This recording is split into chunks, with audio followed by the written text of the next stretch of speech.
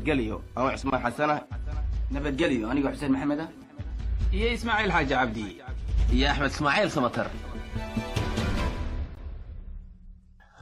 haddaba dadka ay soo wada shaqeeyeen isla markaana muddada ugu dheer ay is-yaqaaneen waxaa ka mid ah maxamuud xasan oo badankiinnu aad garanaysaan. maxamuud hadda waxa uu joogaa london. saaka ayuu iiga warramay taariikh nololeedkii allaha u naxariistee cusmaan sugulle. inna lilaahi wa inna ilayhi raajicuun. axmedow cusmaan sugulle allah u naxariistee magaciisa rasmiga wuxuu ahaa cusmaan maxamed sugulle, laakiin dadku inta badan dee waxay u yiqiineen cusmaan sugulle. wuxuu ku dhashay degmada qandala ee gobolka bariga puntland. 80 buu hadduusan 90 kaba gaadhin.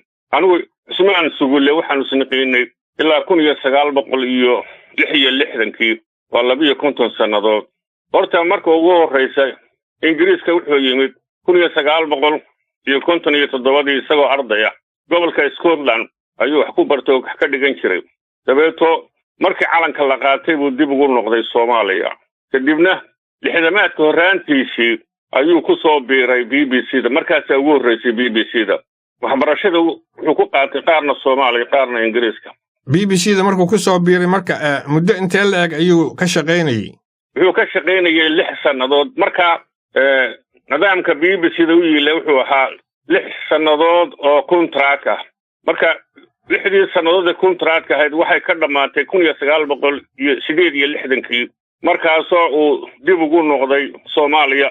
deedna wuxuu shaqo ka bilaabay safaaradda Ingiriiska ee magaalada Muqdisho oo ka shaqaynayay ilaa iyo 1970 ayuu dabeeto BBC-da dib ugu soo biiray ilaa 1980. marka anigu iyo cusmaan sugulle ilaa 20 sannadood baanu BBC-da ka wada shaqaynaynay. 80 markii uu ka tegay BBC-da wuxuu ku biiray xafiiska amuuraha dibadda Ingiriiska oo muddo badan ka shaqaynayay ilaa markii dambe uu ritaar garoobay. 20 sano haddaad istaqaaneen waa waqti aad u dheer. marka cusmaan maxamed sugulle nin caynkee buu ahaa maxamuud? cusmaan wuxuu ahaa nin had iyo jeer faraxsan. 20 sannadood baan ka wada shaqaynay laakiin 12 sannadood baanu isniqiinay. wuxuu ahaa nin had iyo jeer faraxsan, nin aanan weligay arag isagoo cadhaysan. waan la kaftami jiro waxaan ku odhan jiray haara taagna kugu dhici maayo, sarogna kugu dhici maayo, waayo maba cadhootid. weligay ninkaasoo cadhaysan maan arag. BBC-da markuu joogay wuxuu ahaa ninka loogu jecel yahay dadkii ka shaqaynaya BBC-da. ninka loogu jecel yahay buu ahaa. had iyo jeer warqadaha yimaada ee ay soo diraan dadka dhegaystayaasha BBC-da inta badan waxay ka hadli jireen cusmaan sugulle oo ay ugu jeclaayeen waxa ka hadla BBC-da, dadka ka hadla BBC-da. marka wuxuu ahaa nin macaan, nin had iyo jeer dadka la saaxiiba oo ayna qof iska hor imaanin buu ahaa mugti axmedow. marka ma af Soomaaligiisay jeclaayeen? ma qaabka wax tabinta ayay ku jeclaayeen? muxuu ku kasbaday taageerayaashaas dhegaystayaasha badan? wuxuu ahaa nin had iyo jeer markuu hadlayo ku raaxeeya hadalka iyo siduu u dhigo nin ku raaxeeya. dadkuna ma jecla qofka si qallafsan u hadla, laakiin dadku dee cusmaan maxamed sugulle in la yidhaahdo ma aqoonna waxay u yiqiineen cusmaan sugulle. amba maanta ay igu horraysa sugulle daawowgii buu ahaa, laakiin magacaasaa dee loo yiqiinay. marka asxaabtii ay soo wada shaqeeyeen ama wax soo wada barteen ama deegaan ay maaragtay ku soo wada koreen, maxay ku xasuusan doonaan bay kula tahay cusmaan?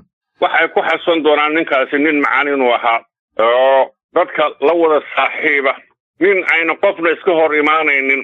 dadkay markii ugu horreysay wada yimaadeen Ingiriiska ardaynimo ay wada yimaadeen waxaa ka mid ahaa ninkii MMJ la odhan jiray ambassadorka London ka ahaa ayaa ka mid ah dadka ardada ku wada yimaadeen.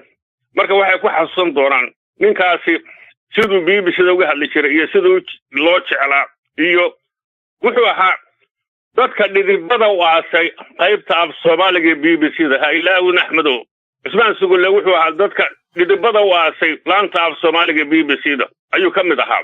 maxamuud marka xagga waxbarashadii iyo shaqadii iyo waa ka soo hadalnay.